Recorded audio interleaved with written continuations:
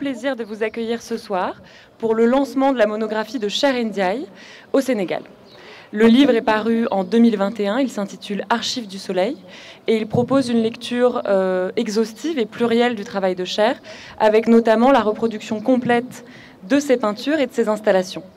Le livre propose également une diversité d'approches interprétatives grâce à la contribution d'Alicia Knok, de Valentine Umansky, de Mantia Diawara, de Yana Berankova, Vincent Jacques et Alain Badiou. Pour en parler ce soir, nous sommes très heureux de recevoir Alicia Knok, conservatrice au Musée national d'art moderne Centre Pompidou à Paris, Mantia Diawara, écrivain et professeur de littérature et de cinéma à l'Université de New York, et Mamadou Diouf, historien et professeur à Columbia, dont il dirige le département d'études africaines. Merci à tous les trois d'être là ce soir pour avoir une discussion autour du livre de Cher Ndiaye et de son travail plus généralement, en présence notamment de l'éditrice Yana Berankova.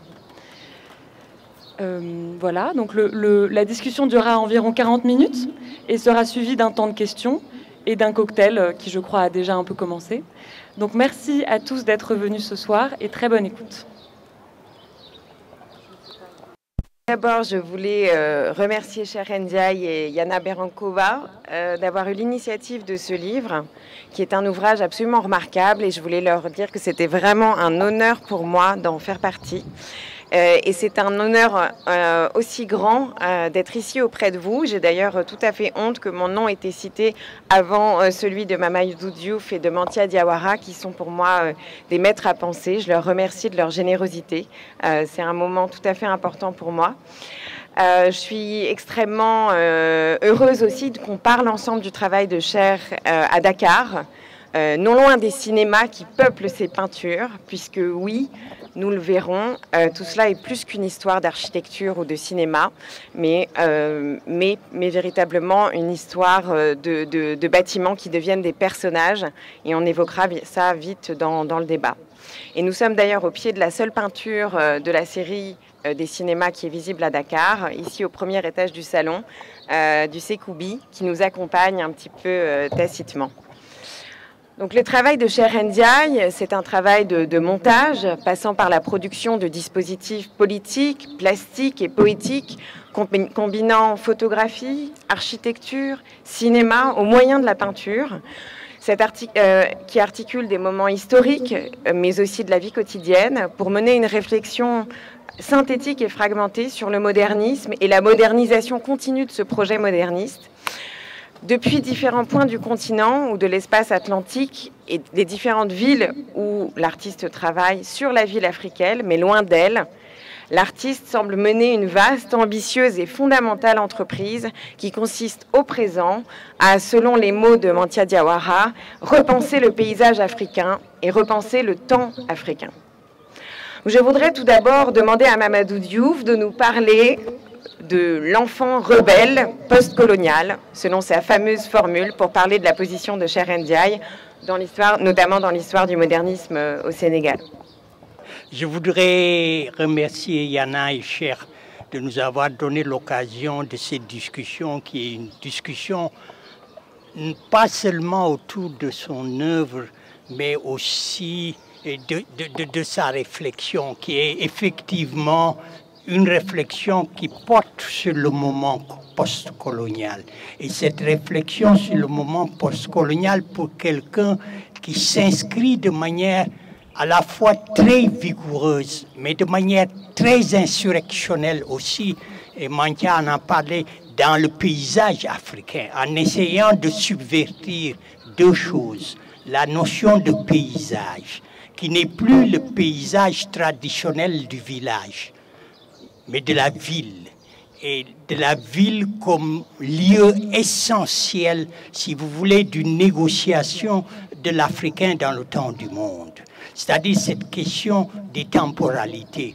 Et l'intérêt, y compris dans la peinture des cinémas, c'est de chercher une temporalité qui est à la fois jouée, une performance, le film qu'on marque, mais aussi Cher est né, si vous voulez, dans la banlieue dakaroise, dans des milieux lébous, le rapport qui est un rapport d'engagement avec le film. C'est-à-dire que l'espace du cinéma est un espace dans lequel non seulement on raconte des récits, mais ces récits sont des récits qui sont aussi subvertis par le spectateur. Et donc, pour moi, ça c'est la première, si vous voulez, contribution de Cher. Et cette contribution renvoie, et c'est pour ça que je dis que c'est une intervention insurrectionnelle, si vous voulez, renvoie aux deux générations, si vous voulez, qui l'ont précédé. La génération de la négritude et la génération de Agit Art, qui sont deux générations qui, malgré leur opposition, sont des générations qui tentent de promouvoir une modernité africaine. Une modernité africaine hors, si vous voulez, de l'histoire coloniale, mais qui s'inscrit de manière réticente dans le temps du monde. La modernité de Agit Art, c'est une modernité qui à la fois pousse hors de l'espace public, disons, la philosophie senghorienne d'une part, mais d'autre part aussi tente de créer une modernité qui continue à s'accrocher à des temporalités qui sont des temporalités africaines. Que vous preniez Elachi ou que vous preniez Issa Samb, en fait, c'est cette dialectique qui est une dialectique contradictoire entre le refus, si vous voulez, du dictat culturel senghorien, mais en même temps sans être capable de se libérer, si vous voulez, de l'espace, de la grammaire qui est la grammaire de la négritude. C'est-à-dire la recherche d'un temps qui est un temps qui se revendique un temps africain. La génération de Cher est une génération très différente. Et c'est une génération qui lance à la fois dans la figuration, mais qui ne s'intéresse pas à déceler un langage qui est un langage africain, mais qui s'intéresse à entrer en compétition, à engager des temporalités du monde qui sont des temporalités ouvertes.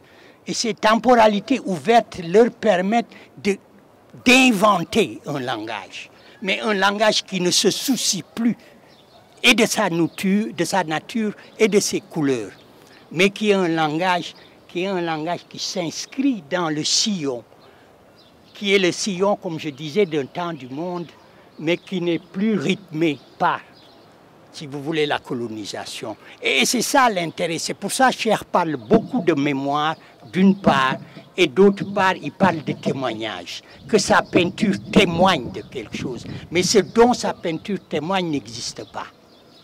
Parce que ce dont ça témoigne est quelque chose de constamment réinventé, c'est-à-dire d'instable.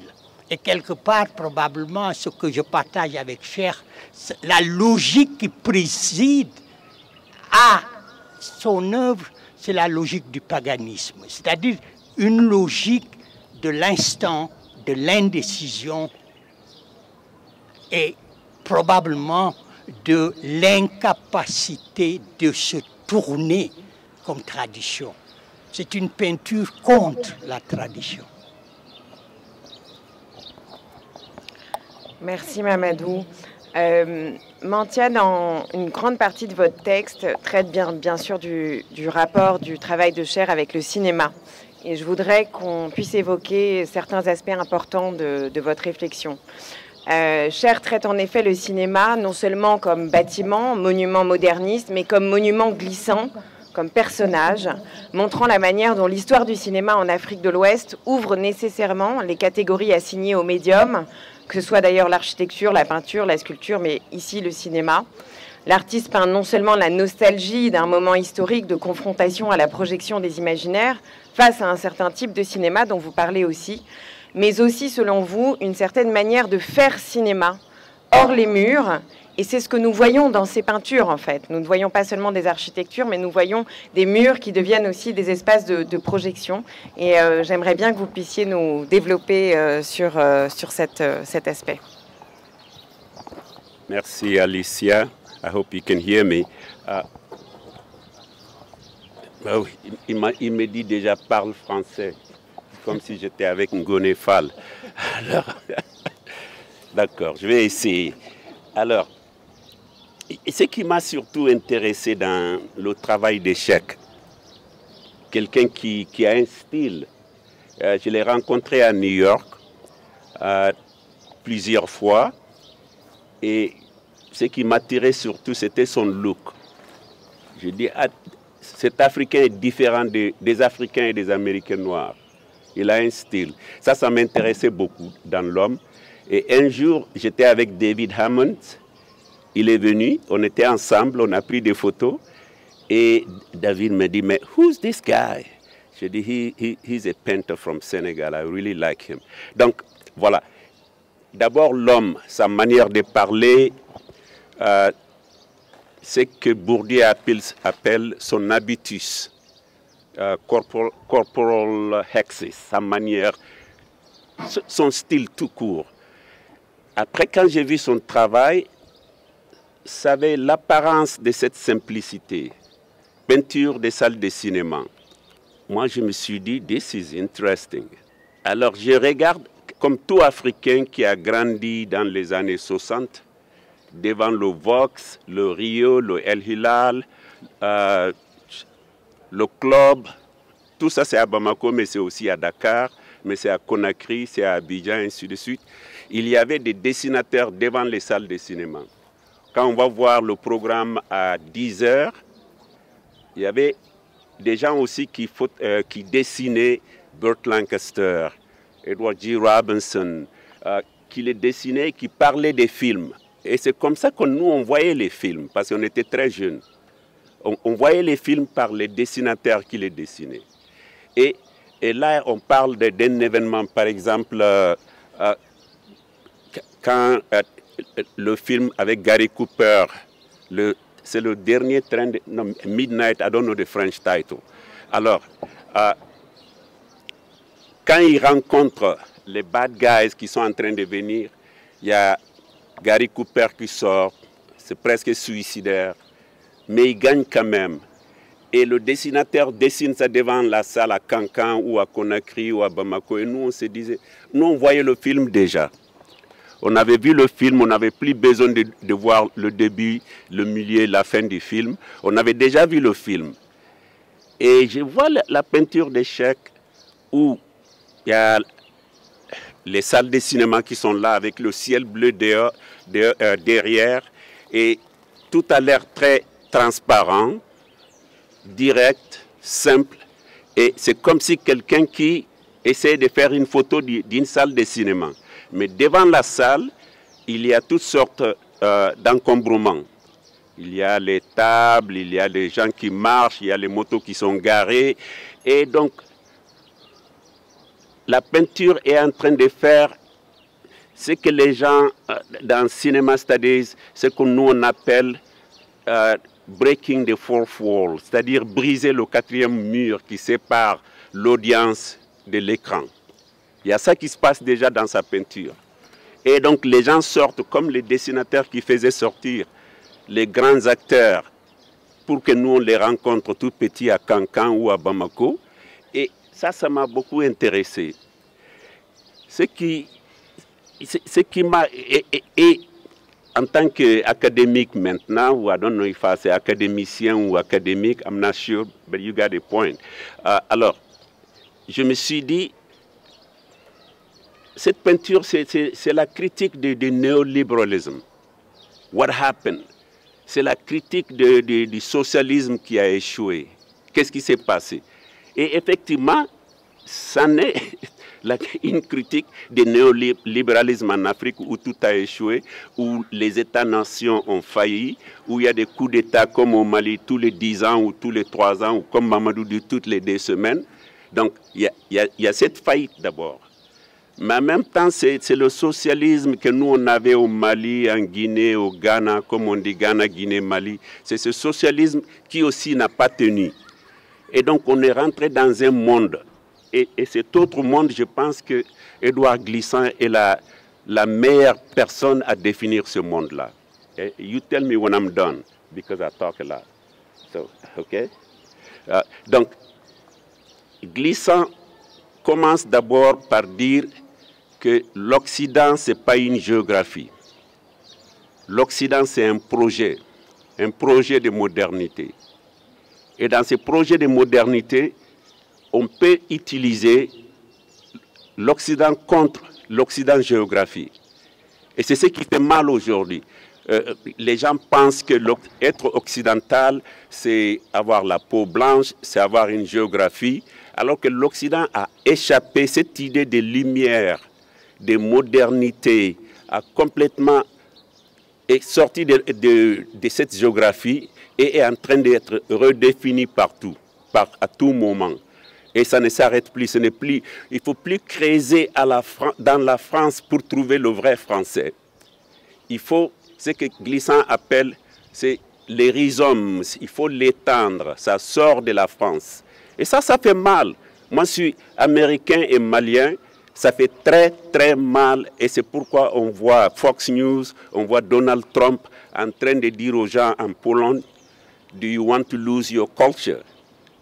Qu'est-ce que c'est que leur culture? Et c'est ce que moi je vois dans la peinture de Cheikh Ndiaye quand je parle de transparence et d'opacité. Et je vais juste dire une phrase et arrêter. Édouard Glissant dit que la transparence, c'est le pays de quelqu'un qui n'a pas de paysage. Et en Martinique, mais aussi au Sénégal, le paysage est tout. C'est un personnage. C'est un personnage qui tremble avec le tremblement des autres. Et Édouard Glissant nous demande de trembler avec le tremblement du paysage. Et c'est ce que moi je vois dans la peinture de Cheikh. Quand je vois sa peinture, je vois en même temps le cinéma qui maintenant est devenu un paysage, qui est devenu un paysage qui est en train de nous parler, où je peux me mettre devant une salle de cinéma et dire aux gens, oui, j'ai vu tel film dans cette salle en telle année, et voilà, c'est devenu, ce film-là est sorti de la salle et est venu, et les personnages sont venus nous rejoindre. Et cet Occident-là, le cinéma l'a beaucoup plus répandu dans le monde que les professeurs comme moi, ou l'école des hautes études sociales où j'ai visité, ou le Collège de France où j'ai visité avec Bourdieu. C'est le cinéma qui nous a répandu ce projet de l'Occident. Et donc, je vais m'arrêter là, je peux revenir là-dessus, mais c'est un peu ça. Et... Je voulais juste citer une phrase de Mantia dans son texte qui va dans le sens de cette définition du paysage et de cette réflexion sur le paysage dans la peinture de cinéma qui devient cette peinture de paysage. Cher ne peint pas des cinémas par nostalgie, il est réinvesti d'une nouvelle esthétique, d'un nouvel imaginaire du paysage qui révèle une nouvelle manière de voir les défis de l'urbanisation en Afrique et à travers la diaspora. No, she just want me to put the mic in my mouth. Ok.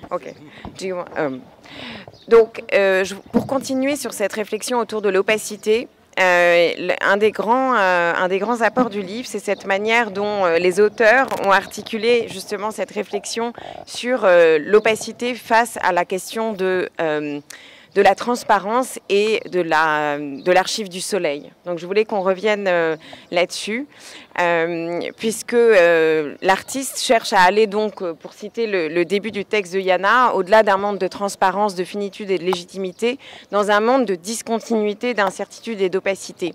Et cette tension en fait conduit la pratique concrète de l'artiste dans sa manière de pratiquer la peinture, notamment donc, dans cette tension entre obscurité, soleil, noir et blanc, ces non-couleurs comme tu le décris Yana.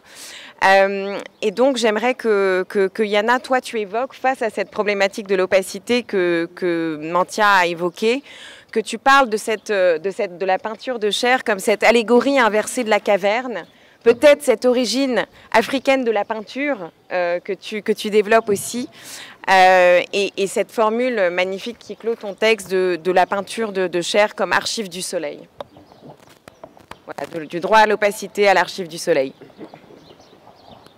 Bah, merci Alicia, c'est-à-dire que pour mon texte, c'était un point de vue un peu spécifique sur le lien entre l'architecture et la peinture, parce que la représentation architecturale avec les axonométries, les problématiques comme ça, comment en fait elle est liée au rapport à la peinture, au rapport disons, à une surface bidimensionnelle de la page.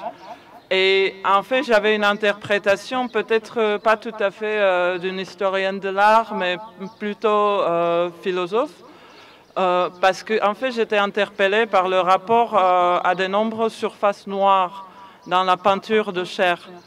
Et je voyais ces surfaces noires dans mon texte en fait comme des éléments d'abstraction. Parce que le noir et le blanc, en tant que non-couleur, en fait, pour moi, était quelque chose comme un fond ontologique, en fait, des couleurs dans la peinture.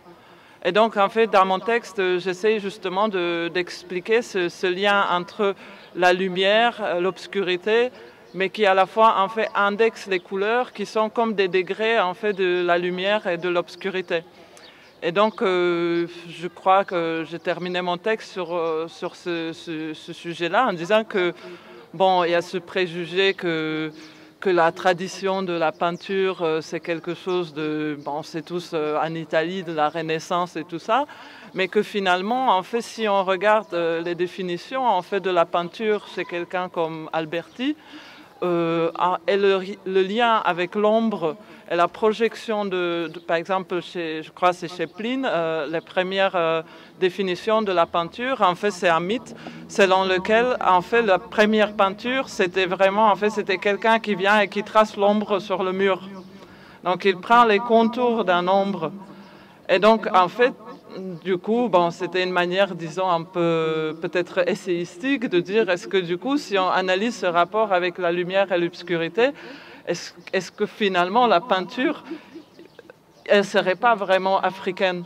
Parce que, en fait, je pense que ce qui est intéressant dans le travail de Cher, c'est qu'il essaye vraiment, en fait, il essaye de montrer le réel de l'Afrique, il essaye de montrer la beauté picturale de l'Afrique contemporaine, avec ses contradictions, avec ses aspects peut-être moins plaisants parfois, mais ce rapport au réel me semblait très, très important.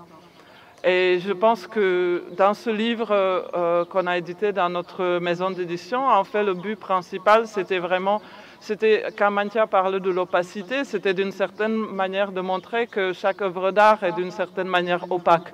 Parce qu'on ne peut pas avoir une seule interprétation de l'œuvre. Donc quand vous lisez le livre, et je vous invite de le parcourir là-bas à notre stand, en fait, vous vous rendez compte que finalement, il y a 6 approches intellectuelles envers l'œuvre de Cher, mais qui sont assez différentes, voire parfois même contradictoires, parce qu'en fait, il y a cette multiplicité de lecture de l'œuvre, quoi. Moi, je pense que précisément, c'est là où, par exemple, ce jeu de la lumière, de l'obscurité, mais aussi la lecture de l'œuvre de Cher comme quelque chose qui a rapport à la complexité et à la multiplicité, dans une certaine mesure, nous amène à lire cette œuvre. Et ce que Yann a dit est intéressant, que c'est une approche africaine, mais la lecture qu'on en a est une lecture qui reste très fortement marquée par l'épistémologie de l'histoire de la peinture. Parce que quand on parle, parce que ce n'est pas seulement ce jeu entre la lumière et l'obscurité, mais il y a un travail, Cher dit constamment, je regarde la ville africaine comme si c'était un espace qui venait de subir un bombardement. Et dans ces ruines, en fait, ce n'est pas le jeu de lumière et de l'obscurité qui rend compte de ce qui se passe. Parce que Cher est aussi intéressé par la manière dont la ville est habitée. c'est pas seulement sa topographie et sa forme physique. Donc on est obligé de penser l'amoncellement dans ces façades des cinémas qui restent des façades, comme dirait Mantia, très transparentes, très claires. Ces façades sont constamment contredites par l'amoncellement des choses, ce que Bayou appelle l'amoncellement, ce que Bayou appelle la massivité. C'est-à-dire le fait que Cher va peindre ce moteur qui est cet énorme moteur, mais aussi par la dispersion. Pour moi, c'est cette dialectique entre dispersion, amoncellement et le mélange de toutes sortes de... Et Cher l'utilise en empruntant le terme à Foucault. Cher revient en fait sur l'idée que ce sont ces dispositifs matériels, dispositifs infrastructurels, dispositifs humains qui créent un paysage. Et c'est ce paysage qui n'est pas un paysage stable, et c'est ce paysage qui fait, en fait, qui produit un sens.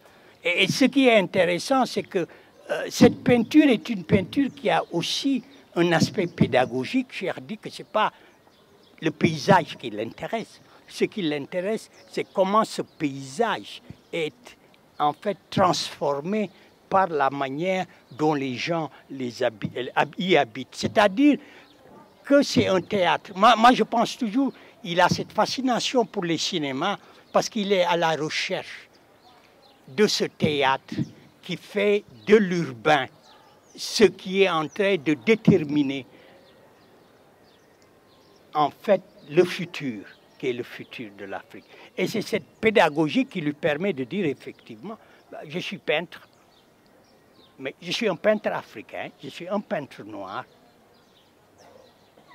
mais je suis effectivement dans le temps du monde. Et ce rapport au temps du monde explique dans une certaine mesure cette ironie décapante quelquefois qu'il a contre, en fait, contre Ampateba et sa manière de chercher. Ce n'est pas une dialectique du recouvrement, c'est une dialectique de l'ouverture. Et je pense que c'est ça qui fait que les grandes discussions qu'il y a eu, par exemple, moi j'ai eu une très grande discussion avec Bayou sur comment lire Cher. Et qu'est-ce que c'est que l'humain, est-ce qu'il est présent ou absent? Parce que pour Bayou, c'est une peinture spéculative, c'est une abstraction spéculative. Et cette abstraction parle du monde, mais ne parle pas nécessairement de l'Africain et de l'humain. Il parle d'autre chose. Et c'est cette autre chose qu'il faudrait retrouver dans cette peinture. Et moi, je dis qu'au contraire, c'est une sociologie spéculative. C'est une construction constante de la matérialité de l'espace urbain africain, mais une matérialité qui consiste à constamment découdre, si vous voulez, un récit qui est un récit, disons, constant. Et ça, je pense, on le retrouve par exemple dans sa peinture du Apollo Theater, qui a une géométrie qui est conforme à la géométrie de New York, mais qui est déstabilisée par la manière dont Harlem en tant qu'espace est.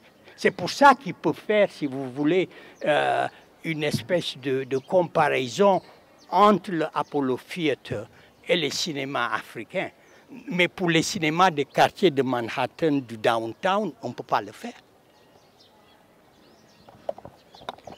Oui, sachant que sur la pensée de Badiou et cette réflexion sur l'humain, c'est vrai qu'il en conclut que dans les peintures de Cher, il y a presque une impossibilité de l'humain qui fait réfléchir aussi sur la problématique de la vie en Afrique et de la possibilité des conditions de vie, du devenir africain. Et j'aimerais qu'on parle de cet espace de transformation, mais après ta réaction, Monty. Alors, j'ai beaucoup aimé ce que Mamadou a dit sur la logique du paganisme, Cher comme païen. J'ai beaucoup aimé ça, ça m'a rappelé ce que disait Glissant, qu'il y a toujours À tout moment de toute histoire, il y a le rebelle, le marginal et le déviant. Le deviant, I don't know how you use. Déviant, on peut dire. Bon, d'accord. Donc, et qu'il y a ça. Et Cher est plutôt marginal et déviant, entre marginal et déviant, dans le sens que on a cette communauté, on a Dakar, on a Venise, on a tous ces grands endroits où les artistes se modèlent pour être acceptés par les commissaires. C'est normal. Moi, tout mon travail, Art Forum et ailleurs, j'essaie de dire par moment ce que je pense que les gens veulent entendre. Donc, ce n'est pas une critique. Mais quand l'artiste trouve sa voix, c'est au moment où il ne fait plus attention à ça. Et c'est ce que moi je vis avec ces peintures de cinéma, par exemple. Où un grand artiste comme lui qui parle de transparence, parce que Glissant le dit souvent qu'il y a, quand il parle d'opacité, les gens pensent qu'on parle de l'obscurité seulement. Il dit qu'il y a de l'opacité dans la lumière. C'est ce que Glissant nous disait à tout moment. Il y a de l'opacité. Pourquoi? Parce qu'on vient dans la lumière avec son histoire. Et il est en train de faire référence à Fanon. Fanon qui dit qu'il fallait désopacifier la vie. Et il critique Langston Hughes, il critique Senghor, il critique tous ces écrivains, cahiers d'un retour au pays natal, et il dit Langston Hughes, I've known rivers. Il dit mais comment est-ce que tu peux connaître les rivières? On est en train de faire une révolution. Senghor qui parle de la femme noire. Et donc Fanon dit qu'il fallait désopacifier la vie. Et Glissant arrive, il dit au contraire, je demande le droit à l'opacité. Je demande le droit à l'opacité parce que les gens décident pour nous à tout moment à l'ONU. Alors qu'on a nos cultures, on a nos manières d'être, et donc aucune rationalité ne peut rendre compte de cette vie-là. Ça, c'était très important pour Glissant. Et Cheikh, dans ce sens-là, moi, je pense qu'il a compris qu'il fallait vraiment faire ce qu'il avait envie de faire. Et ça, c'est difficile pour un artiste contemporain africain, où il n'y a pas d'acheteur en Afrique, où tout doit aller à Paris, à Berlin, à Londres, à New York et ailleurs. De voir quelqu'un qui te peint quelque chose et tu es en train de chercher « What is this ?» Ben, c'est ce que les grands artistes font. C'est ce que fait David Hammond, qui est un grand ami avec les compagnies. Et donc, cette déviance, cette marginalité, c'est de ça que je parlais dans son corps à lui-même. Il a l'air d'un Peul, je voulais le dire. Il a l'air d'un Wolof pour les Maliens. Il a l'air vraiment d'un sophistiqué. Il a cet habitus, cette manière dont Bourdieu parle quand Manet est arrivé à Paris. Comment il fallait se positionner pour impressionner le monde. Comment chercher sa voix. Et Glissant nous dit tout le temps que il faut entendre toutes les voix du monde. Et la rationalité ne veut pas qu'on fasse ça. La rationalité veut que, pour que moi je sois civilisé, il faut que je fasse comme vous. Et là, c'est cette marginalité qui m'intéresse dans sa peinture. Et enfin, je ne veux pas monopoliser. Oui, je voulais qu'on revienne sur une dimension qui est très présente dans le travail de Cher, qui est de traiter la toile et les peintures de cinéma comme des espaces de projection temporelle, qui nous font réfléchir aussi à ce que c'est et à la possibilité de produire une archive qui est une archive qui à la fois parle d'un moment historique, les indépendances, par un artiste qui a été marqué par les réajustements structurels aussi de Dakar, qui est un autre moment historique, et en même temps qui combine au milieu à partir de ces moments-là qui sont posés dans l'histoire, qui combine aussi des moments qui sont constamment reconfigurés, de renégociation du projet colonial, du projet postcolonial, et de cette reprise en même temps au niveau quotidien aussi, par les transactions dont tu parles si bien, hein, Mamadou, de ces transactions des objets, des corps, dans la ville et qui se jouent devant ces cinémas. Et finalement, ces cinémas qui deviennent des espaces de projection temporelle, qui nous amènent à un moment qui est un moment important dont on n'a pas encore parlé, qui est le moment de la transformation, en fait. Et ça nous amène un peu à cette problématique de la philosophie de la présence dont vous parlez tous les deux, Mantia et Mamadou, qui est dans le travail de Cher une sorte de performance de la présence et qui fait que non seulement on est en face d'une archive, cette archive impossible, qui documente, qui archive un moment donné, qui combine d'autres moments et qui renégocie au présent avec le visiteur, le spectateur, hein, on peut parler de spectateur avec le travail de Cher, et qui fait que nous-mêmes on s'interroge sur ce devenir de l'Afrique. Et il y a un passage dans ton texte là-dessus qui est très beau d'ailleurs, où tu parles de ces interrogations qui nous sont adressées par le travail de Cher. C'est-à-dire non seulement ça nous fait méditer sur ce devenir africain dans l'histoire, mais quel pour demain, quelle urbanisation, quelle architecture, quel développement durable, quelle humanité. Oui, moi je pense que c'est effectivement une question importante et quelque part, on peut lire le travail de Cher et Mantia le fait à un moment dans son texte comme une interpellation. Et c'est pour ça que c'est très difficile quelquefois de qualifier son travail comme un travail d'archivage. Parce que je ne pense pas que c'est véritablement un travail d'archivage. Mais c'est un travail qui tente de produire un récit, mais qui est un récit d'un moment qui n'est pas là.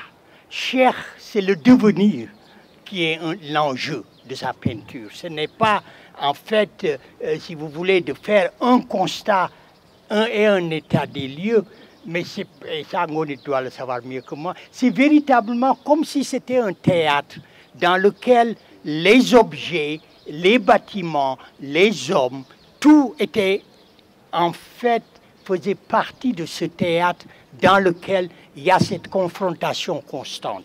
Et personne ne peut prédire, ce qui va se passer. C'est pour ça que moi, je lis sa peinture comme une série de récits, mais des récits qui procèdent d'un empilement, c'est-à-dire empilement d'événements qui ne sont jamais en fait fixés. Et ces empilements, c'est un peu ce que Bayou appelle la dispersion. C'est-à-dire cette dispersion qui fait qu'on a un récit, mais ce récit vous raconte une histoire que vous ne pouvez pas saisir parce que cette histoire se dissout au fur et à mesure que les récités. Et aujourd'hui, en fait, les cinémas qui ont disparu attestent de ces histoires discontinues qui mettent l'accent, et je pense que chez Cher c'est important, qui mettent l'accent sur la diversité. Donc on pourrait dire que son travail n'est pas un travail d'archivage, mais c'est un travail d'indexation, de devenir qu'on ne peut pas prédire. Et cette absence, cette impossibilité de prédire produit effectivement une histoire. Et cette histoire, elle continue. Et si vous voulez, c'est cette continuité et continuation qui fait que, disons, comme il dit, c'est de la figuration, mais comme dit Bayou, c'est une figuration abstraite. Et l'abstraction, c'est précisément ce récit qui se dénoue et qui continue à couler. Et où les interventions sont des interventions qui ne mettent pas un terme. Il n'y a pas, si vous voulez, de conclusion. Parce qu'il est dans la ville et en ville, cette modernité. Moi, ça m'a rappelé, et ça j'ai dit, je pense dans le texte que j'ai écrit, Cher se pose la question, quand Senghor s'en va en 1980, en 1981, Sembène publie un livre. Ce livre, ça s'appelle Le Dernier de l'Empire. Où il pense Senghor comme le dernier gouverneur de l'AOF. Et si vous voulez, Cher, c'est un peu ça. C'est-à-dire son interrogation de l'urbain est une interrogation de l'histoire, qui est l'histoire des Africains pris dans l'étau de la colonisation, qui ont produit leur propre vue et leur propre vision, mais qui ont un discours qui est un discours autre. Et c'est ce discours autre qui crée autre chose. Mon article s'est beaucoup inspiré de deux choses. D'abord, deux amis, il y a Douglas Crimp, qui dans les années 70 a écrit un article qui s'appelle « The Pictures ». Et il parle des artistes comme Sandy Sherman, où tu vois le portrait de quelqu'un qui est dans un mouvement, qui est pris dans un mouvement, comme ils allaient sortir du cadre, ainsi de suite. Et nous, quand on était petits, bon, on le voit déjà dans les photos de Malik Sidibé, on imitait beaucoup Charlie Chaplin. On l'imitait quand il se faisait photographier. Et en Bambara, nous, on le faisait très souvent, on disait « Mfotota ». Alors, on fait une pause, Mfotota, ainsi, take my picture.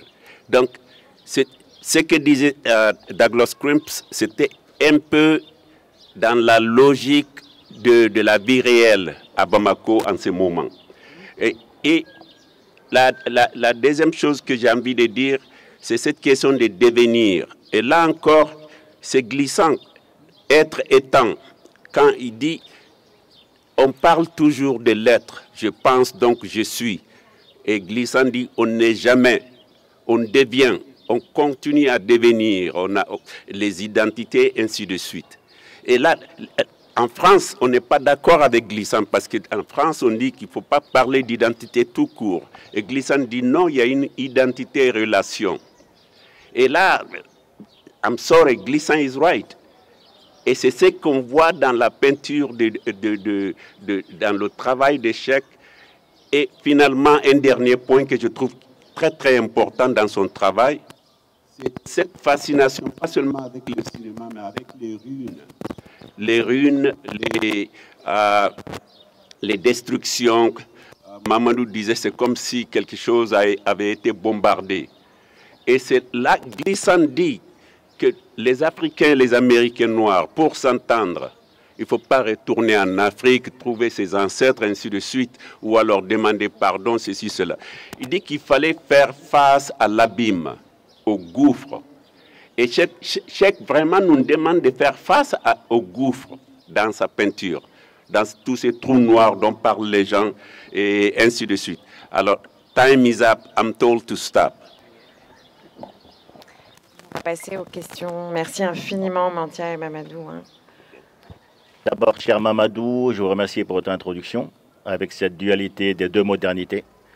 Et c'est vrai que l'histoire de l'art dans ce pays est toujours portée par ces deux réponses à la modernité, qui était la modernité senghorienne, que vous avez mis en avant, et la modernité par Agitart, qui est venue détruire un petit peu la modernité senghorienne. Alors la question est, sûrement dans une sorte de post-modernité ou de modernité différente, pensiez-vous qu'il était plutôt héritier de la modernité senghorienne, de la négritude, ou de celle d'Agitart? Il n'a jamais fait partie d'Agitart, il n'était pas un membre d'Agitart, mais quelle influence pensez-vous qu'il a de ces deux modernités?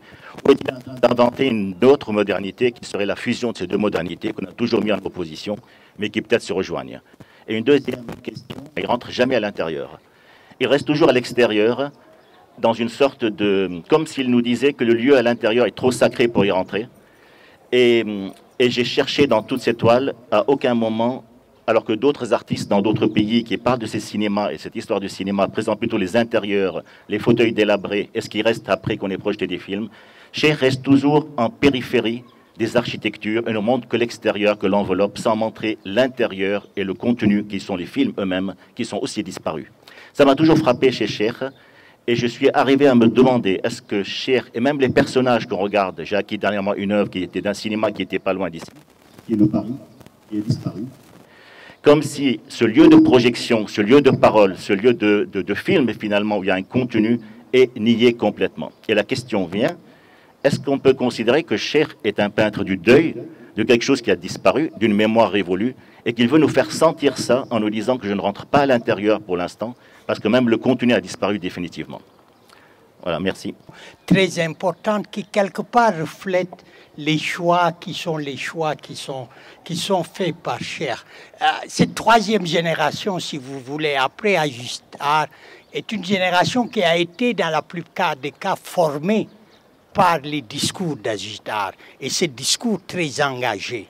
Et je pense que la première chose qu'on peut dire, c'est que même si la modernité que confronte Cher est une modernité produite par la tension entre la modernité senghorienne et les dissidences qui vont contester Senghor, en fait, en particulier Cher a un profond dédain pour, en fait, cet affrontement. Il ne veut pas faire partie de cet affrontement. C'est pour ça qu'à certains moments, il a fait des choix qui sont des choix extraordinaires pour les gens de sa génération.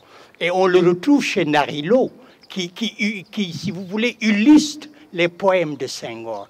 C'est quelque part des jeunes artistes sénégalais qui, dans une certaine mesure, ont eu une certaine avance. C'est-à-dire qu'ils ont pris Senghor, l'intellectuel, sérieusement, sans souci de l'affronter. Mais la deuxième chose, et c'est ça pourquoi l'urbanisme est important pour Cher, pourquoi les infrastructures sont importantes, parce que ce qu'il illustre, c'est une modernité, mais une modernité de seconde main. Comme pour reprendre le titre d'un livre d'un collègue canadien qui parle de la modernité africaine comme une modernité de seconde main, c'est-à-dire une modernité qui est médiatisée. Et c'est la dénonciation de cette modernité qu'on retrouve, je pense, dans l'œuvre de Cher, mais dans l'œuvre de Soli Cissé, mais aussi dans l'œuvre de Narilo. C'est-à-dire que, et je pense que c'est pour ça qu'il ne rentre pas dans le cinéma. Il ne rentre pas dans le cinéma parce que ce qui l'intéresse, c'est ce qui est projeté dans l'espace public. C'est le bâtiment. C'est l'organisation de l'espace. Et qu'est-ce que le bâtiment et l'organisation de l'espace disent? Je sais qu'aujourd'hui, il est totalement fasciné par ce qui est en train de se passer dans cette ville. Je ne sais pas si vous regardez la plupart des affiches. Notre président a le rêve que Mobutu a eu il y a 20 ans, c'est-à-dire faire de Kinshasa le Manhattan de la forêt tropicale. C'est-à-dire faire des bâtiments comme ça, là. Et à Dakar, si vous regardez, on a complètement défiguré le building qui était un chef-d'œuvre d'architecture. On a défiguré l'hôtel Indépendance qui était un chef-d'œuvre d'architecture. On va détruire. Et on est en train de détruire tous les vieux bâtiments. Et si vous voulez, quelque part, ce qui va rester, c'est la peinture de Cher, pour témoigner de ce qui a existé. Rentrer dans le cinéma, c'est probablement pour lui, ce qui est vrai pour lui et pour moi, surtout pour lui, rentrer dans le cinéma, c'est accepter les règles d'une modernité de seconde main. Donc, il ne rentre pas. Mais il peut dire qu'il y a la possibilité de domestiquer. Ça aussi, c'est une modernité différente. On ne sort pas du projet impérial, mais on le subvertit. C'est un peu, si vous voulez, c'est comme s'ils appliquaient le précepte de Toni Morrison. Si je parle de l'esclavage, je ne vais pas parler de la violence du maître. Je vais parler de la résistance de l'esclave. Et je pense que chez Cher, c'est ça. C'est des choix qui lui permettent de faire un commentaire, mais un commentaire qui n'est pas déterminé par la langue et le langage, en fait, des infrastructures auxquelles il fait face. Il ne se préoccupe pas de mémoire. La mémoire, elle n'est pas présente. Il n'est pas en train de, si vous voulez, répertorier et de dresser un lexique qui est ce lexique qui vous permet de retourner en arrière. Je pense que les peines de sa génération, les trois que j'ai dit, en fait, si vous voulez, se projettent. Ils se projettent constamment, ils regardent devant. Mais si vous comparez avec Vieux Diba, ou vous comparez avec Souley Keïta, ou vous comparez avec El Hassi, en fait, ce sont des peintres qui sont des peintres de la contestation. Oui. C'est pour ça que moi je fais la distinction entre El Hassi, peintre rebelle, et Cheikh, peintre dissident ou insurrectionnel. Lui, c'est l'insurrection, ce n'est pas la dissidence, ce n'est pas, disons, la révolte ou la recherche d'une alternative.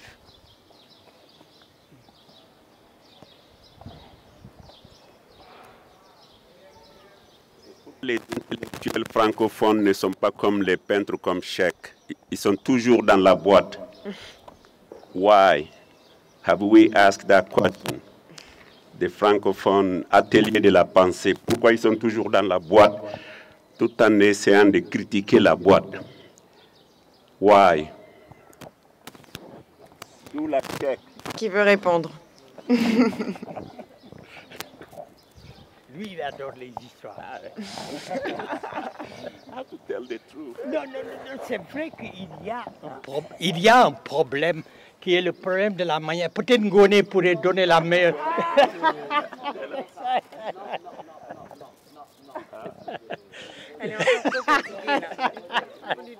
En fait, non, on donne à Ngoné 2 ans. Dans 2 ans, on va organiser quelque chose, n'est-ce pas, Mokhtar? Dans 2 ans, on va organiser quelque chose pour tirer les leçons. Mais c'est vrai, c'est pour ça que j'ai fait la provocation. En fait, c'est que celui qui a écrit un livre qui parle de cette modernité de seconde main, c'est un Allemand qui a fait sa carrière au Québec, qui s'appelle Alf Schwartz, et qui est devenu spécialiste, un sociologue, et de l'Afrique et du Brésil. Et en fait, si vous voulez, la question de Mantia, c'est une question qui a taraudé les grands écrivains africains depuis les années 50. Si vous pouvez prendre tous les grands romanciers. Vous commencez par exemple, Bernard Daguier. Bernard Daguier a écrit un livre qui s'appelle Climbier, publié en 1956, qui est un livre fantastique qu'on n'a malheureusement jamais en fait republié. Et il parle de cette relation justement avec la France, de ce rapport Daguier qui a pris Colponti à Gorée. Et il disait justement ce que les Lumières ont apporté. Les Lumières ont castré, si vous voulez, les Africains, même ceux qui voulaient être assimilés. Et il dit, mais je parle des Français parce qu'ils parlent des Français. Et puis les Français, c'est nos anciens maîtres. Donc on a une espèce de connivence, parfois tragique, mais qui existe. Donc, ouais. Et ce qui est intéressant, il dit, mais vous pouvez, ces gens qui disent qu'ils vont vous assimiler, ils ne peuvent même pas s'assimiler parce que quand ils arrivent en Afrique, ils amènent même leur climat. Je ne sais pas qu'est-ce qu'ils peuvent savoir, qu'est-ce que c'est ce climat que les Français amènent en Afrique. Et qui fait qu'ils ne feront jamais comme les Africains. C'est le climatiseur. Ils ne vivent pas dans les conditions. Et pourquoi aussi ils disent allez dans les bibliothèques et vous n'y allez pas. Et ce débat est un débat important entre ceux qui sont pour Mpateba, l'idée d'oralité, et ceux qui disent ok, il y a un risque. C'est la grade royale de Cheikh Hamidou Kane, même si ça ne marche pas. Il faut y aller, il faut aller apprendre ce qu'ils font pour vous dominer sans avoir raison. On continue le même jeu. C'est-à-dire l'idée que probablement, parce qu'on a été colonisé, parce qu'on est trop noir, il y a des choses qu'on ne peut pas appréhender. Et de l'autre côté, toi tu n'es pas noir, tu es soninké. Tu es soninké. En fait, on continue dans cet affrontement entre les 3 bibliothèques qui sont les bibliothèques qui configurent notre identité intellectuelle, psychique, éthique. La bibliothèque arabe et musulmane, qui est la première, ils ont créé le Bilad el-Soudan, le pays des Noirs. La bibliothèque européenne et la bibliothèque postcoloniale. Et entre les 3, on circule. Et dans cette circulation, il y a des innovations, il y a des pertes. Mais c'est là où on en est. Et la grande question, et c'est là où Cher est intéressé. C'est là où aussi quelqu'un comme, disons, ce jeune Sénégalais qui a gagné le Goncourt, c'est là où il est important. Il est hors de la boîte. Il vit à Paris, il est complètement imprégné de la culture littéraire française, mais il peut circuler dans le monde. Et moi, c'est ce que j'appelle les transactions, circuler et refuser, y compris, moi, dans mon université, le français est une langue africaine, est considéré comme le Wolof, c'est-à-dire on satisfait la langue africaine en prenant le Wolof ou le Wolof, le portugais ou le français. Parce qu'on peut apprendre le français en ne lisant que des Africains. Ce qui veut dire, comme dit Kateb Yassine, le français est un butin de guerre. Ce n'est plus la langue des Français chez nous. On sort du box aussi. Comme ça aussi, on peut sortir du box. Vous avez demandé d'accord.